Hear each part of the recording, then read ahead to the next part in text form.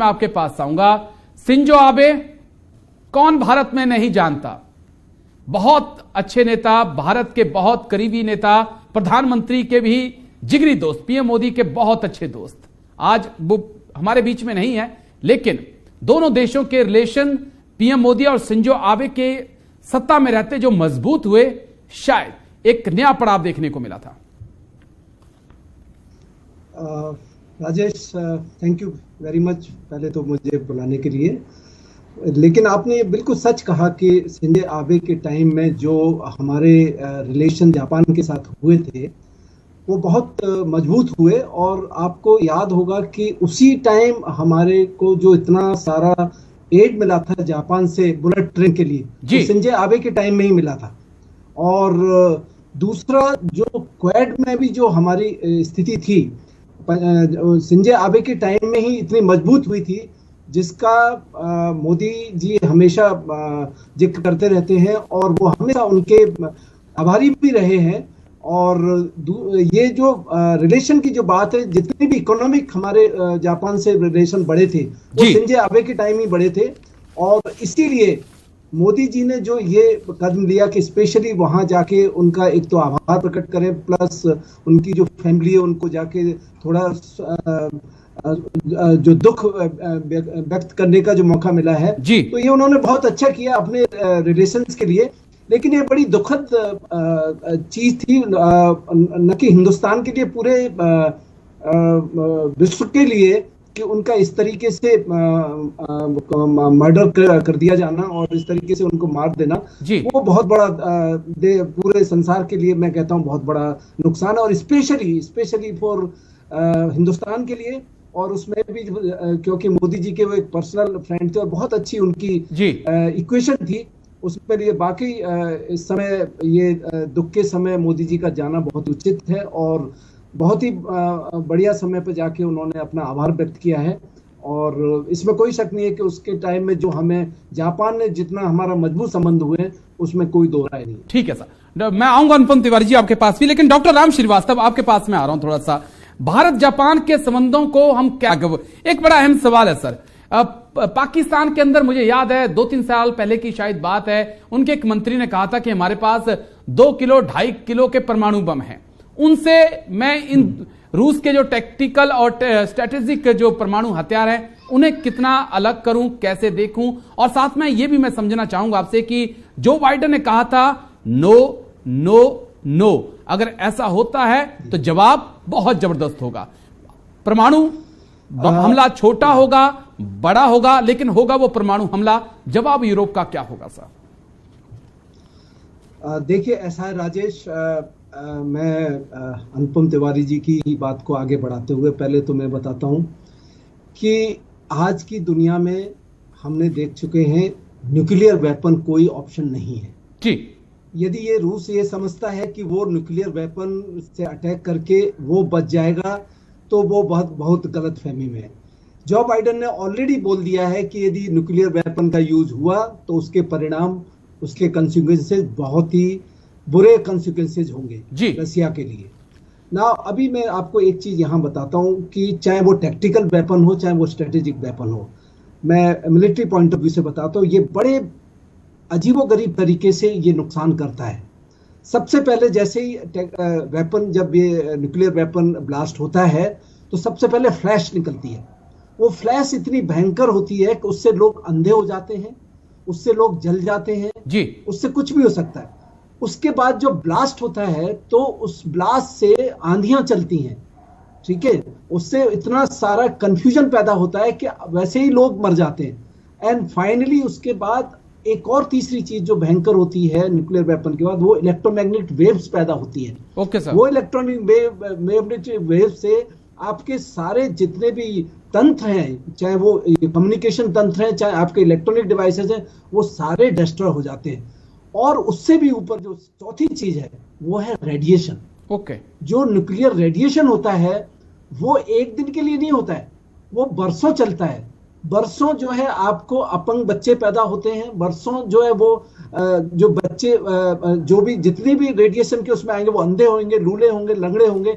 इसके इफेक्ट बड़े भयानक होते हैं और वो यूक्रेन तक लिमिटेड नहीं रहेगा जी। जहां तक रेडिएशन को आप रोक नहीं सकते हो, रेडिएशन तो कहीं भी जाएगा। बिल्कुल। तो वो टैक्टिकल हो या स्ट्रेटेजिक हो, दोनों ही बहुत ही खतरनाक हैं।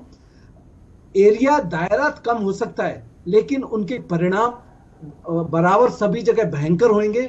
और जैसे बाइडेन ने बोला है कि यदि रसिया ने ये यूज किया किसी भी हालत में, तो उसका जो रिएक्शन जरूर होगा।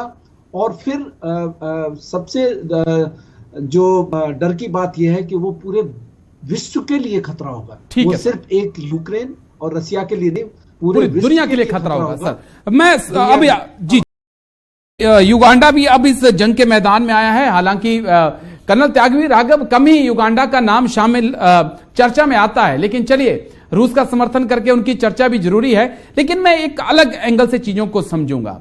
क्या दुनिया फिर से दो खेमों में सर बंटती जा रही है, जहां पर अगर युगांडा को भी हम जोड़ लें तो नॉर्थ कोरिया, चीन, ईरान, टर्की, किसी हद तक पाकिस्तान और साथ ही साथ रूस के साथ ये तमाम देश एक गुट में होते हुए नजर आ रहे हैं। और एससीओ के भारत को छोड़ के और देश भी, जिसमें बेलारूस, किर्गिस्तान, तजाकिस्तान शामिल हैं।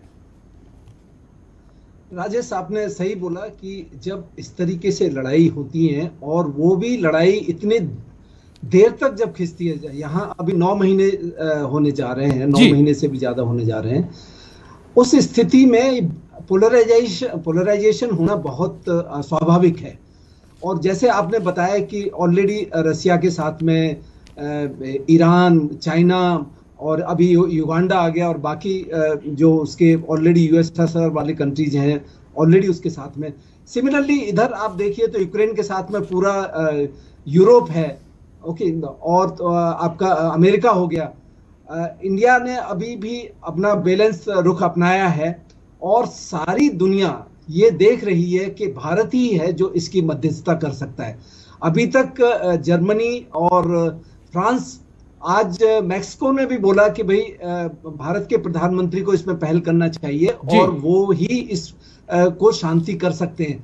उसका कारण यह है कि हिंदुस्तान अभी उस पोजीशन में है, चाहे वो एससीओ में है, चाहे वो क्वाड में है, चाहे उसके अमेरिका से अच्छे संबंध है, उधर रसिया से अच्छे संबंध है। बिल्कुल सर। तो और भारत की अपनी एक इकोनॉमिक स्टैंडिंग है, अपनी एक मिलिट्री स्टैंडिंग है। सबको मिलाते हुए हर आदमी भारत की तरफ मुंह उठा के देख रहा है कि भाई किसी तरीके से ये जंग बंद हो, और उसमें भारत के प्रधानमंत्री पहल करें। मैं आपको ये बता दूं, एससीओ की समिट में भारत के प्रधानमंत्री ने पहल की, और बड़ा क्लियरली उन्होंने बोला कि ये टाइम वॉर का नहीं है जी। लेकिन अभी सिचुएशन क्या हुई है, रसिया के वहां तो सुन लिया उन्होंने, बड़ा बैठ के आराम से सुन लिया उन्होंने, ऐसा कोई रिएक्शन नहीं दिया। लेकिन उसके जाते ही दूसरे दिन उन्होंने जाके ये खुलासा कर दिया कि वो अभी एस्केलेट करेंगे, 3 लाख लोगों को वहां से और मस्टर करेंगे और भेजेंगे वहां। जबकि उनका मीडिया कहता है कि वो 10 लाख की बातें हो रही हैं, लोग वहां डरे हुए हैं, कोई हाथ तोड़ा रहा है, कोई कुछ कर रहा है। इशू ये है कि इस तरीके से दिखा के रसिया ने ये भी कहने की, संदेश देने की कोशिश की है कि भाई आप हिंदुस्तान है, आप जो भी है, लेकिन हम किसी की परवाह नहीं करते हैं। एक तो ये मैसेज जाता है। दूसरी तरफ रसिया ने, उनके पुतिन ने प्राइम मिनिस्टर को इनवाइट भी किया है कि आप रसिया आइएगा। बिल्कुल। अभी बड़ा कंफ्यूजिंग स्टेट है। अभी यूएन जो जनरल असेंबली हुआ है, वहां भी देखिए 3/4 कंट्रीज ने रसिया के वॉर का विरोध किया है जी, और सबने कहा है कि भाई ये वॉर बंद होना चाहिए, और उसमें एक इंडिया भी है जो इस बात को कहता है। बिल्कुल सर। तो सिचुएशन बड़ी फ्लूइड है। रसिया को बहुत मुश्किल है इस तरीके से सिंगुलरली डिसीजन लेना कि वो जाके वो न्यूक्लियर अटैक कर देगा जी। जो भी कुछ होगा, यदि ऐसा कुछ करता है Russia unilaterally, let me tell you, इसके परिणाम बहुत भयंकर होंगे जी। और जो ये बाइपोलराइजेशन हो रहा है कि एक तरफ एक ग्रुप और दूसरा 2 group, you never know this become a world war 3। Okay sir, चलिए मैं लौटता हूं राघव सर। आखिरी सवाल मेरा आपसे, एक जब ब्रेकिंग मैंने मारी तो उसमें रूस की तरफ से एक बड़ी अहम चीज कही गई कि अमेरिका अपने अनुसार दुनिया को चलाना चाहता है, और क्या वाकई में इस जंग के बाद, क्योंकि अगर रूस हार की कगार पे लगभग पहुंच चुका है, अगर रूस हारता है तो अमेरिका इस दुनिया को और अपने इशारों पे चलाएगा, या 2 पावर, यानी कि एक तरफ अमेरिका होगा, दूसरी तरफ रूस और चीन होंगे? राजेश, ये कहीं हद तक ये बात सही है। मैं तो मतलब पर्सनल लेवल पे ये मानता हूँ कि अमेरिका अपनी तानाशाही तो करता है पूरे विश्व में, जहां भी देखेंगे आप, वो अपने तरीके से चीजों को चलाना चाहता है। ये यूक्रेन और रसिया का जो चल रहा है उसमें अमेरिका का बहुत बड़ा हाथ है, और अमेरिका की जो पॉलिटिक्स है वो सिर्फ अपना इंटरेस्ट देखता है। ही इज नॉट बॉदर्ड कि दुनिया में कौन क्या होगा क्या नहीं होगा, वो सिर्फ अपने इंटरेस्ट से काम करता है। उसके वेपन सेल होने चाहिए, उसके बंदों को खरोंच नहीं आनी चाहिए, और यही बात को देखकर सारे लोगों में ये है कि अमेरिका जो है हर जगह लड़ाई तो देखता है लेकिन वो अपना इंटरेस्ट कहीं नहीं छोड़ता है। तो उस वजह से ये कहना अनुचित नहीं होगा कि अमेरिका जो है सबको अपने तरीके से हाँकना चाहता है। ठीक है, वो सुपर पावर है, लेकिन उसका मतलब है कि सम टाइम वो जस्टिसफुल नहीं होता है। वो उसके जो डिसीजंस हैं पूरी मानवता के इंटरेस्ट में नहीं होते हैं। वो उसका पर्सनल इंटरेस्ट सबसे पहले होता है, बाकी चीजें बाद में होती हैं। ठीक है सर। अभी आप देखिए जी, जल्दी से जो लड़ाई ये अजरबैजान में जो चल रही है जी, वहां वो बोलता है कि इसको मत कीजिएगा, इसकी कोई जरूरत नहीं है। लेकिन वही लड़ाई जो यूक्रेन और रसिया के बीच चल रही है उसमें वो एक तरफ हथियार सप्लाई करके उसको बढ़ावा देता है जी। वो क्यों नहीं करता कि अमेरिका मध्यस्थता करता और एक डायलॉग की स्थिति बना के दोनों के बीच में लड़ाई खत्म कराने का काम करे, रादर देन कि उसको और बढ़ाने का काम करे, एस्केलेट करने का काम। ठीक है सर, चलिए बहुत बहुत